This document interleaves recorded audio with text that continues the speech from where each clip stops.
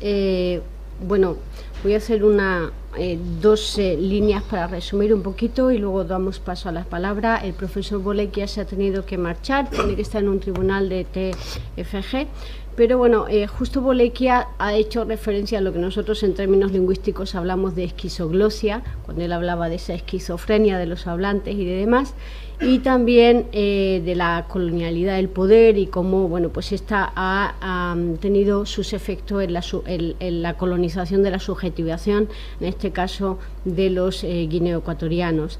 También ha narrado cronológicamente la legislación sobre las lenguas autóctonas, los 54 estados africanos, y ha puesto de manifiesto la incapacidad o inacción de los gobiernos para llevarlas a cabo.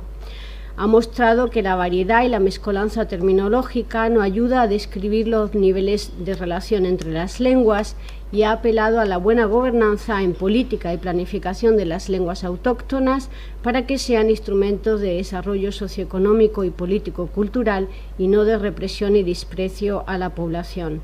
Armando Zamora ha recorrido los cambios externos e internos de la lengua española según la historia política del país, hasta presentar ejemplos actuales de lo que él denomina, y cito, la crisis de la norma peninsular en el español guineoecuatoriano. Acabó su presentación con una llamada para que la Academia Ecuatoguineana de la Lengua Española intervenga en los cambios profundos que se están produciendo en las estructuras morfosintácticas de la lengua española. Con una comparación, a modo de comparación con el caso de Guinea, Joana Boampong ha descrito la política de integración de las lenguas autóctonas en la escuela ghanesa. Y esta estrategia, aunque no está exenta de inconsistencias y rupturas, ha favorecido el contacto de lenguas en los espacios académicos. No obstante, y a pesar de tener recursos y profesor capacitado en lenguas nativas, la realidad es que el inglés ocupa una posición primordial en el sistema educativo. Esto parece colegirse de una influencia a nivel macropolítico, caracterizado por el papel relevante que otorga al inglés el Plan de Acción Lingüística de la Organización de la Unión Africana como lengua de integración nacional e interétnica. Por último, Concha Valls ha repasado en su ponencia la producción lingüística sobre el español y ha abordado la documentación lingüística o la innovación tecnológica, entre otras, como nuevas estrategias para estudiar el español de Guinea Ecuatorial desde una perspectiva pluricéntrica, aunque en un contexto pluriglósico.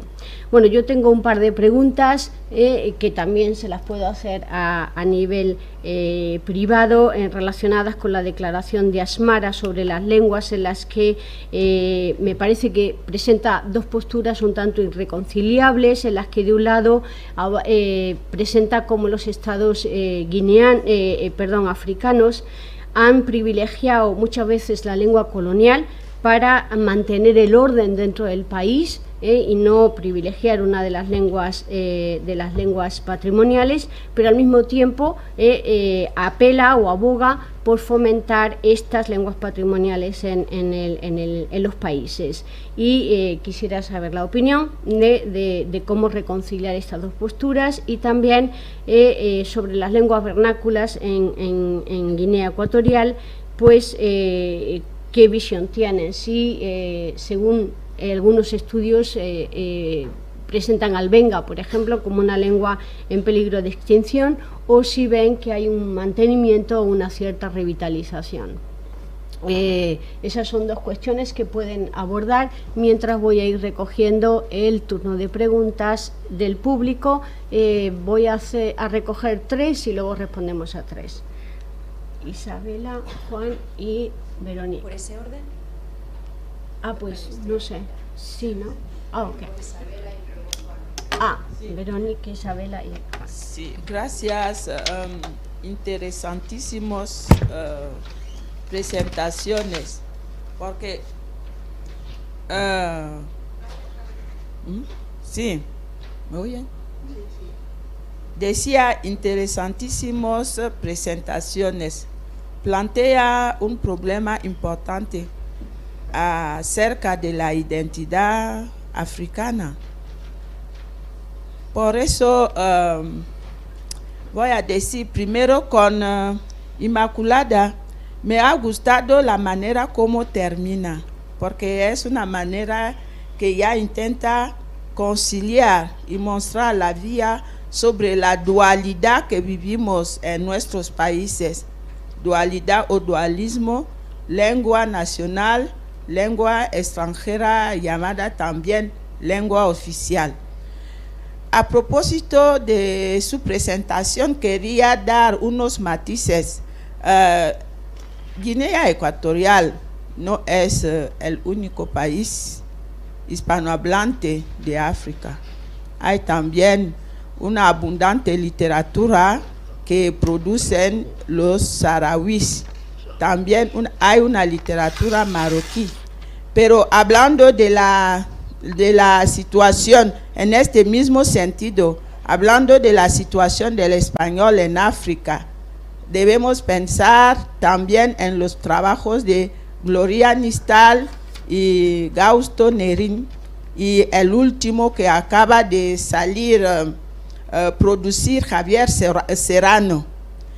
Y también, sobre todo, porque nosotros, como lo estoy diciendo desde el lunes, existimos como otra hispanidad, y en esta parte de África hay una abundante literatura en lengua española, y también hasta historia. Si me acuerdo bien, hay el gabonés Ngumve, que ha escrito libros sobre en español sobre los afrodescendientes. Y en África también hay una actividad importante. Por ejemplo, en mayo 17 hemos tenido encuentro en UGB, Senegal, Saint-Louis de Senegal, en junio en Yaoundé, en mayo 2018 en Libreville. Hay muchos encuentros hispanistas en el continente. Ya para junio 2019 tenemos otro encuentro previsto en Yaoundé. Por eso abogo por el plurilingüismo, porque es lo que nos determina, y por eso quiere continuar con la intervención de Armando Zamora, porque yo no entiendo bien la misión que da al español actualmente en Guinea. No me cabe porque parece, lo voy a decir a través de una pregunta. ¿Qué hace o qué piensa de toda esta literatura, hablando solo de Guinea Ecuatorial, de toda esta literatura producida por los guineanos, donde vemos una apropiación del español con las lenguas nacionales, que es un español particularmente guineano? Y yo pensaba en otra misión sobre la existencia de la Academia Española en Guinea Ecuatorial.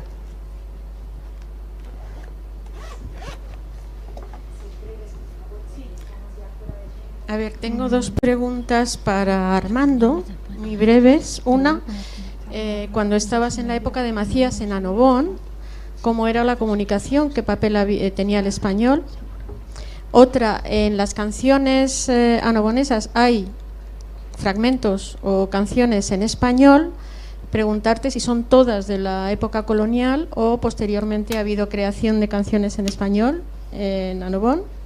Y luego para Joana, el planteamiento de la dificultad de la lectura de las lenguas tonales, porque lo he comprobado, de dar a leer en su propia lengua a alguien y no entender porque no tiene las alturas, y la solución posible, si se ha planteado en algún ámbito, en alguna institución, hoy en día con los medios de audio, digamos como alternativa o como soporte para la lectura, ¿no?, de los propios hablantes en lenguas tonales. Y para todos, una pregunta muy corta, que es, al igual que el franquismo ha dejado un legado estructural en Guinea, digamos, un pasado que se hace más presente hoy en día, cuando aquí ya es pasado en la metrópoli, ¿no? ¿Hasta qué punto los giros en la lengua tienen un componente anterior al momento de la descolonización? Yo tengo ejemplos, por ejemplo, de enviar un paquete a una persona que tarda mucho en llegar y ya preguntarle, bueno, Donato, ¿te ha llegado el paquete? Y decirme, obra en mi poder. Eso es un giro casi decimonónico, ¿no? Entonces, esta pregunta es un poco para todos. Gracias. Sí, un pequeño comentario vinculado a dos preguntas. Estoy completamente de acuerdo en la dirección crítica de Inmaculada, ¿sí? Sí. Pero creo que has sido excesivamente benévola con Kilis y Casado, y tú misma has puesto una muestra ahí, cuando ellos preguntan si las lenguas maternas se pueden convertir en lenguas de cultura. ¿Eso qué implica? ¿Que en esas lenguas maternas no había cultura? Es decir, más bien debería hablar si las lenguas maternas en las que había culturas orales pueden transformarse en lenguas de cultura colonial, de cultura escrita. Esa distinción entre la superioridad lingüística vinculada a la superioridad cultural subyace a todo su estudio. Y en relación con lo que tú propones, que me parece muy bien, el incorporar las perspectivas de la lingüística del siglo XXI, una pregunta a todos los de la mesa. ¿Qué opináis de la tesis de Chomsky, hoy hegemónica en lingüística teórica, de que el lenguaje es un órgano biológico de los animales humanos y no una institución cultural?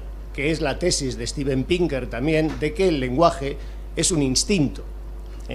Y si compartís esa opinión, ¿qué opinaríais de una institución o una academia que se planteara como objetivo, por ejemplo, una academia de ortosexología, que figurara como objetivo el establecer normas de cómo debe realizarse las oraciones copulativas o coito, o cómo debe colocarse la lengua a la hora de practicar el sexo oral? Bueno, van a responder ahora y luego otro turno de preguntas. ¿Empiezo yo? Voy a intentar ser breve. Creo que no me he expresado bien cuando he hablado de que es la única lengua en Guinea. Cuando estaba pensando en hacia dónde vamos, me han faltado algunas diapositivas y una de ellas era a trabajos colaborativos, a la colaboración, evidentemente. Es cierto que no solamente nos podemos quedar con la literatura y con la lengua de Guinea Ecuatorial, pero sí estamos acostumbrados, y a lo mejor las prisas no me han permitido matizar, señalar eso, que la diferencia es que en Guinea Ecuatorial es una lengua oficial y es el tema que nos traía aquí, pero es evidente que es excelente que haya intercambio en otros países. Me parecía que el tema central era fundamentalmente la relación del español con respecto a las otras lenguas. En cuanto a si he sido benevolente o no, yo no creo que sea una cuestión de benevolencia. Yo creo que también hay que tener en cuenta los dominios lingüísticos, por dónde va en cada época, desde el principio, la ideología lingüística, cómo funcionan las lenguas, cómo son las teorías lingüísticas. Yo desde mi perspectiva creo que el trabajo que Kilis y Casado hicieron es un trabajo de referencia. Creo que es un buen trabajo que responde a las características de las teorías lingüísticas de la época.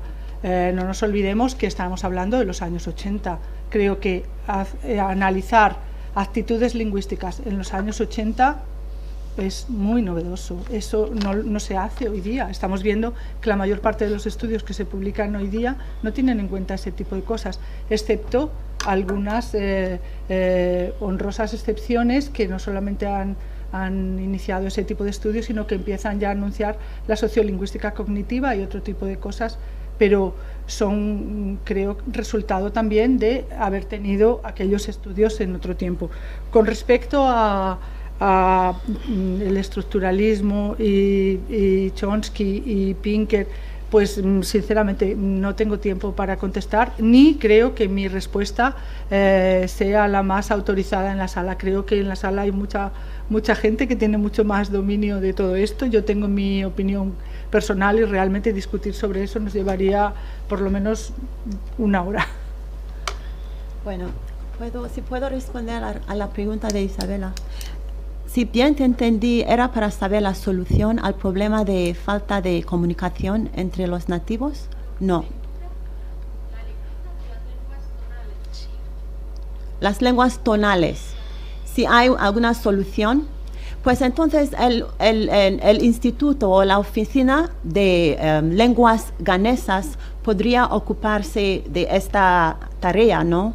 Pero lo que pasa es que es un instituto olvidado. Lo que pasa es que, y quería recalcar eso en mi presentación, de que la actitud de las autoridades o del gobierno hacia la promoción de lenguas autóctonas ha sido no muy, ¿cómo se llaman? No de los mejores, ¿me entiendes? No hay voluntad, no han demostrado como la voluntad para realmente implementar, ¿cómo se llama?, un sistema que asegure que estas lenguas se promocionen y puedan, digamos, usarse de manera extensiva en el país.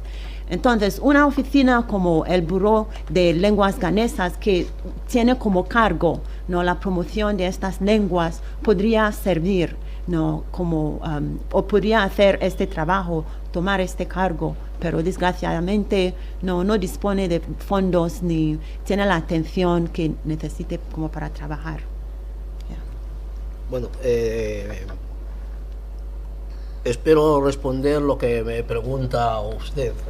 Me da la impresión de que, bueno, que al analizar las obras de literatura escritas en español en Guinea, me parece que se deja fuera lo que se llama la modalidad de lengua de base del español que se habla en Guinea. Un hecho que constata, bueno, dos hechos que constatan claramente que el español de Guinea no corresponde a los esquemas que se reflejan en las literaturas, es el hecho de que antes de marcharme ya a Guinea, cuando estaba viviendo aquí, antes de marcharme, parece ser que en la UNGE, la Universidad de Guinea Ecuatorial, se montaba cursos de español para extranjeros. Las universidades camerunesas, no sé si también las gabonesas también viajaban allí para aprender español. Yo cuando llegué allí, esto ya se había cortado. ¿Por qué? Sencillamente porque estos países, las universidades de estos países, llegaron a la conclusión de que el español de Guinea dejaba muchísimo que desear y se han dejado de ir a estudiar el español en Guinea. Ya los alumnos de esas universidades han dejado de ir a tomar clases de español en Guinea. Y es más, leyendo y escuchando cómo hablan los alumnos y cómo habla por comparación el sistema, o sea, comparación de lo que tengo en la Universidad de Guinea Ecuatorial, llego a la conclusión de que el mejor alumno que he tenido expresándose en español, tanto expresándose como escrito y oral, era de Ghana. Y a mí, oír a un guineano decir, por ejemplo, este niño ha hecho caca, su caca, ello huele muy mal, a mí me parece demencial. Este es el español, lo que se llama español de Guinea. Es eso, no lo que se escribe en los libros o en las novelas. El español de, por ejemplo, un autor como Francisco Zamora, evidentemente eso es un escritor guineano, pero luego es un español totalmente diferente. Y yo, de luego, yo no estoy de acuerdo con que me venga el alumno y que me diga, es que estaba hablando con el cuello grande, cuando lo que pretende decir es que estaba hablando a viva voz, gritando. Posiblemente, si este alumno se presenta a un examen, sea de ¿cómo se llama?, de selectividad, ya sea de la selectividad española o la selectividad de Guinea, posiblemente este alumno no aprueba. ¿Por qué? Porque no tiene las herramientas propias que puedan hacer que consiga aprobar. La gente en Guinea habla y escribe tal como hablan. No tienen lo que hemos llamado antes los niveles o campos de expresión. No lo tiene. Por eso yo tengo que plantear el aprendizaje o el estudio de la lengua española, especialmente si estoy hablando como académico, en esos términos. Si estoy hablando como lingüista, ya es otra cosa. Aquí estoy hablando como académico de la lengua, no como lingüista. Prefiero que mis alumnos, que el español de Guinea haga sus giros lingüísticos que se puedan entender en España o en Argentina o en donde quiera que se hable español, y que no se tenga que estar pensando qué habrá querido decir. Una cosa son los giros lingüísticos siguiendo la sintaxis, y otra cosa los giros lingüísticos haciendo caso omiso de la sintaxis de la lengua española. Haciendo eso tenemos otro sistema, no se tiene español. De hecho, como utilizan así, el presidente del país ha dado en considerar este sistema, esta lengua, como el guineo. Cosa que no estoy de acuerdo tampoco como lingüista. ¿Por qué? Porque sé que el español, como otras lenguas, tiene su forma de realización en cada uno de los sitios donde se habla. Espero haber contestado a la pregunta. No, a la pregunta de la señora, creo que no es satisfecho, ¿no? Pero las canciones en anogonés. Las canciones en anogonés. Las canciones en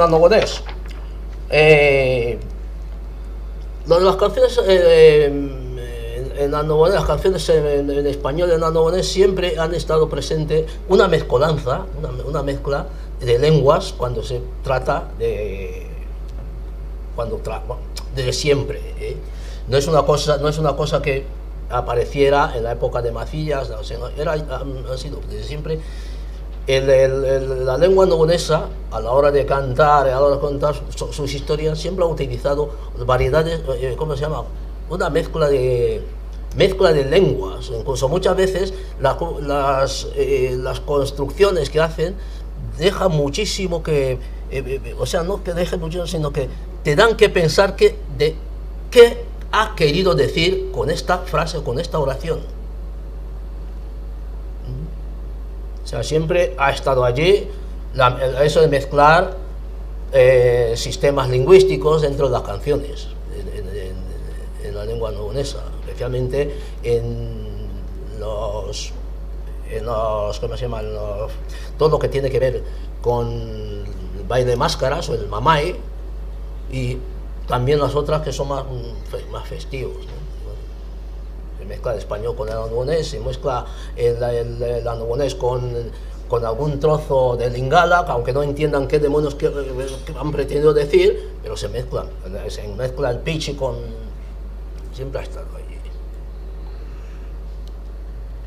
Bueno, creo que estamos ya fuera de hora. Yo creo que paneles como este, lo bueno es que permite presentar distintas aproximaciones, desde más o menos compartidas, desde una aproximación normativista hasta lo que nos decía Hall, Leave the Language Alone, hasta ver el español como una lengua pluricéntrica, desde analizar distintas políticas y distintas propuestas, y como ya estamos fuera de tiempo, bueno, pues invito al público a que le hagan las preguntas fuera y podamos cerrar ahora la sesión. Gracias a todos.